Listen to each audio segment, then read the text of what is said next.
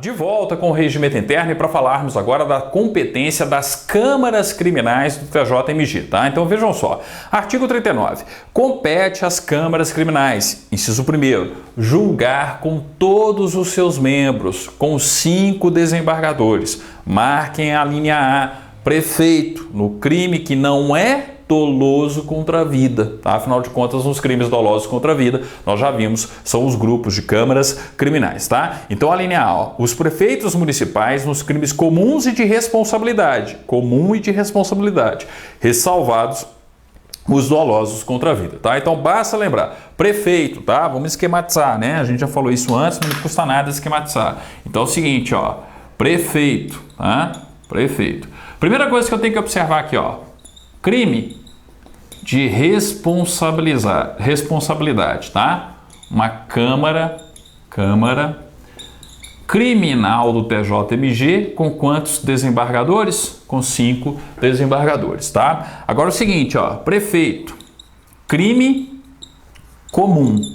E aí eu tenho que observar o seguinte, ó, se é um crime comum, mas se trata do crime doloso contra a vida, competência de quem, gente? Competência de um dos grupos de câmaras, tá? De câmaras criminais, tá? Então não se esqueçam disso aqui, ó, um dos grupos de câmaras criminais. Ah, e se não for crime doloso contra a vida, simplesmente um crime comum, mas que não é doloso contra a vida. A Câmara Criminal com 5 desembargadores. Então é importante com relação a prefeito é perceber isso, tá? Doloso contra a vida, grupo de câmaras criminais. Crime comum, crime de responsabilidade, o crime comum quando não, né, é um doloso contra a vida, Câmara Criminal com 5 desembargadores. Artigo 39, inciso 1º, a linha A, o examinador vai comparar com 38, inciso 2º, tá? Então isso aqui, ó, é o doloso contra a vida, nós já vimos, é o artigo 38,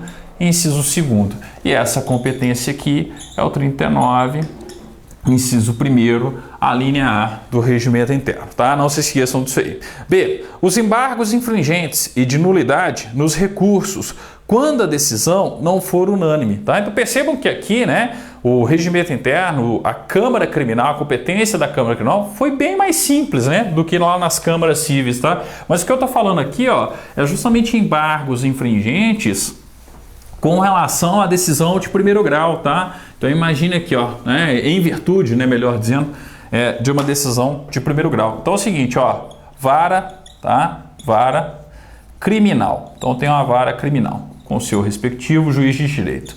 Juiz de direito profere uma sentença, tá? Condenou o réu, tá? Da sentença caberá apelação. Então eu tenho uma apelação criminal sendo direcionada ao TJMG. Foi distribuído, caiu para a 2ª Câmara Criminal, tá? Ah, o julgamento, tá, dessa apelação vai ser feito por 3 desembargadores. Então eu tenho um acórdão, tá? Um acórdão com 3 desembargadores. Só que foi aquele detalhe, não foi unânime, ficou 2-1, tá? E reverteu a decisão anterior. Se reverteu a decisão anterior, cabe que tipo de recurso? Embargos infringentes. Os embargos infringentes serão julgados pela mesma 2ª Câmara Criminal, só que agora com 5 desembargadores, tá? Então, por isso aí, ó, a previsão do artigo 39, né? Inciso 1º, a linha B, ó, compete às câmaras criminais julgar com todos os seus membros, a linha B, os embargos infringentes e de nulidade nos recursos, quando a decisão não for unânime, tá? Então o exemplo aqui dos embargos infringentes, havendo, né, a questão referente aí a embargo de nulidade, tá? Então aí eu também vou ter 5 desembargadores, afinal de contas a gente está falando da competência com 5 desembargadores, tá? Agora é o seguinte, ó, inciso 2º, julgar em turma de 3 julgadores. Marquem a linha A, habeas corpus. excetuada a hipótese de prisão civil, que nós já vimos, é uma competência de Câmara Cível com 3, tá? Então, ó, julgar em turma de 3 julgadores. A, o habeas corpus, excetuada a hipótese prevista na linha G do inciso 2º do artigo 37 desse regimento, que é justamente o caso de prisão civil, tá? Então imagine o seguinte, ó, o juiz de direito agora da vara criminal, ele prendeu, ele determinou a prisão. Só que aqui eu não estou falando mais de prisão civil, uma prisão, tá, de uma determinada pessoa. Ah, a prisão é ilegal, a prisão é arbitrária. Contra a prisão ilegal e arbitrária cabe que tipo de remédio constitucional? Habeas corpus. O habeas corpus vai ser uma competência, o julgamento desse habeas corpus vai ser uma competência originária do TJMG, tá? Qual é o órgão competente dentro do TJ? Uma das câmaras criminais. Vai distribuir, então, por exemplo, né, caiu lá para a 5ª Câmara, tá, Criminal. A 5ª Câmara Criminal vai julgar o respectivo habeas corpus, tá? Então, atenção ao artigo 39, inciso 2º, a linha A. É uma competência de Câmara Criminal julgar em turma de 3 julgadores o habeas corpus, excetuada a hipótese prevista na linha G do inciso 2º do artigo 37 desse regimento, tá? Nós vimos, né, na aula referente à competência das câmaras cíveis. É a prisão civil. Quando for prisão civil, Câmara Cível com 3 desembargadores. Quando for prisão, de uma maneira geral, matéria penal, tá? Habeas corpus, uma das câmaras criminais, a 5ª Câmara, por exemplo, mas sempre lembrar disso aqui, ó, 3 desembargadores, tá?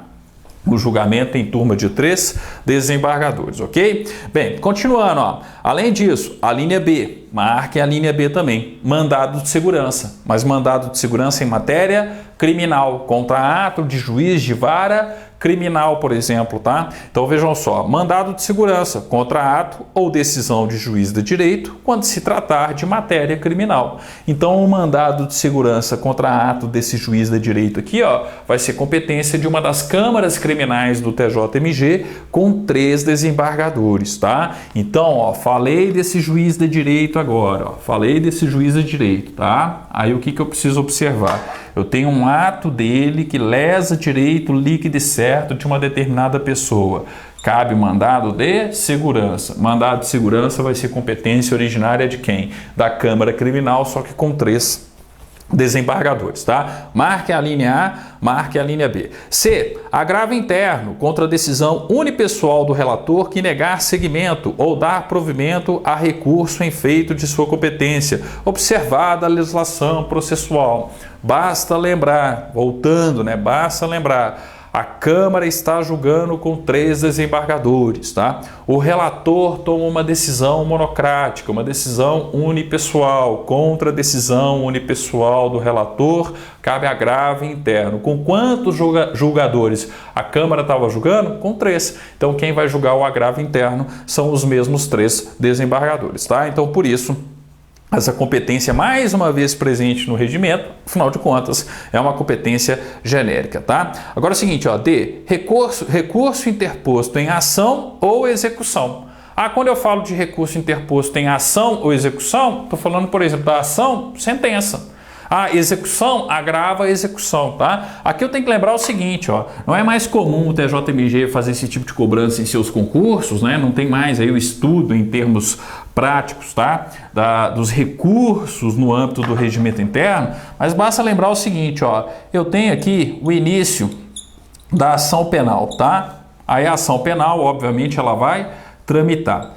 O fim é a sentença em termos de tramitação de primeira instância, né? Aí eu tenho que lembrar o seguinte, contra a sentença caberá apelação, tá? Ah, se tem uma decisão interlocutória do juiz aqui, ó, no trâmite antes da sentença, cabe recurso em sentido estrito, tá? Ah, agora é o seguinte, o réu foi condenado, está cumprindo pena. Se o réu foi condenado e está cumprindo pena, gente, não tem a fase de execução, tá? Então eu tenho que observar aqui, ó, a execução. Aí eu tenho um determinado ato do juiz aqui, ó, e surge o quê? Um agravo à execução. execução, tá? O importante é vocês perceberem o seguinte: tanto o recurso em sentido estrito, quanto a apelação, quanto o agravo à execução, são recursos contra decisões de primeiro grau. Então, quem que julga recurso contra decisão de primeiro grau em matéria criminal no TJMG? Ora, uma Câmara, tá? Uma Câmara criminal, e essa Câmara criminal vai julgar com quantos desembargadores? 3 desembargadores, tá? É aquilo que eu já tinha comentado com vocês lá na competência das câmaras cíveis, tá? Todo e qualquer recurso contra a decisão de primeiro grau vai ser julgado pelo órgão judiciário imediatamente superior, o órgão competente, né? Imediatamente superior, tá? E em turma de 3 julgadores, tá? Se eu estou falando de matéria criminal e de decisão criminal proferida aqui, ó, no âmbito da primeira instância, eu tenho o respectivo recurso e o julgamento desse recurso vai ser feito por uma Câmara criminal com 3 desembargadores, tá? Então é por isso que a gente tem essa competência. O importante é perceber isso aqui, ó, 3 desembargadores contra recurso aí, né? Quando eu tenho, desculpe, né, decisão referente a recurso contra decisão no âmbito da primeira instância, contra a decisão de primeiro grau. Então, por isso, ó, o recurso interposto tem ação ou execução. Daqui, ó, ação, ó, tá? O recurso em sentido estrito e a própria apelação. Execução, o agravo à execução, por exemplo, tá? Então, a gente tem aí essa questão.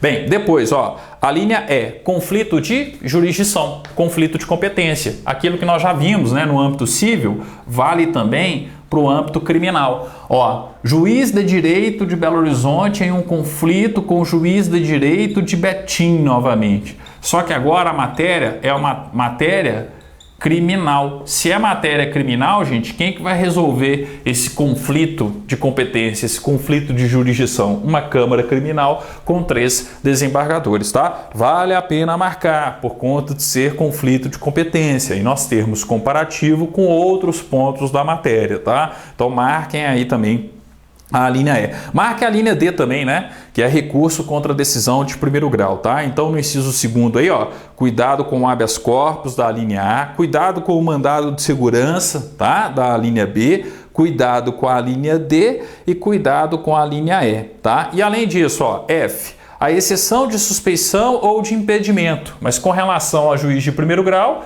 e com relação aos próprios desembargadores que estão fazendo parte, né, do julgamento de um recurso, por exemplo, tá? Então é uma questão acessória que acompanha o principal, então vai ser competência da respectiva Câmara Criminal com 3 desembargadores. E a linha G, marquem a linha G, desaforamento. Muita gente não tem a menor ideia do que significa isso. Desculpe, gente, mudança de foro no âmbito da competência do Tribunal do Júri. Eu posso ter o desaforamento, tá? Ah, imagina o seguinte, um cidadão, em tese, vai ser julgado pelo Tribunal do Júri lá na comarca de Governador Valadares, tá? Então aqui, ó, lá em Governador Valadares, tá? Eu tenho o julgamento de um cidadão em um crime doloso contra a vida. Aí é competência do Tribunal do Júri, lá na comarca de Governador Valadares. Só que tem, né, uma questão aí nesse julgamento seguinte, gerou uma grave comoção na comarca como um todo. Todo mundo está contaminado, todo mundo de uma certa forma tende a não ser imparcial no julgamento do Tribunal do Júri, tá? Ah, existem motivos para que seja feita a mudança do foro da comarca de Governador Valadares, por exemplo, para um Tribunal do Júri em Belo Horizonte. Ah, então se eu tenho esse tipo de situação aqui, ó, eu estou querendo levar agora para o Tribunal do Júri de Belo Horizonte, pelos motivos, né, nos quais onde eu posso ter um desaforamento, quem que vai julgar esse desaforamento? Quem que pode julgar essa mudança ou não, tá, do Tribunal do Júri competente? Sair da comarca de origem, onde em tese deveria acontecer o julgamento do Tribunal do Júri, e ir para uma outra comarca, para Belo Horizonte, por exemplo, tendo em vista os motivos previstos na legislação penal, onde eu posso ter o desaforamento. Quem vai decidir isso é uma Câmara Criminal do TJMG com 3 desembargadores. O importante é perceber, julgar desaforamento, competência de quem? Competência de uma Câmara Criminal do TJ com 3 desembargadores, ok? Então, com isso, a gente finaliza o artigo 39 do Regimento Interno. No nosso próximo vídeo, Conselho da Magistratura, artigo 40, né, do Regimento Interno, vamos tratar das competências do Conselho, das atribuições, melhor dizendo, tá? Do Conselho da Magistratura, ok? Obrigado, até o nosso próximo vídeo, então, com o artigo 40 do Regimento Interno do Tribunal de Justiça.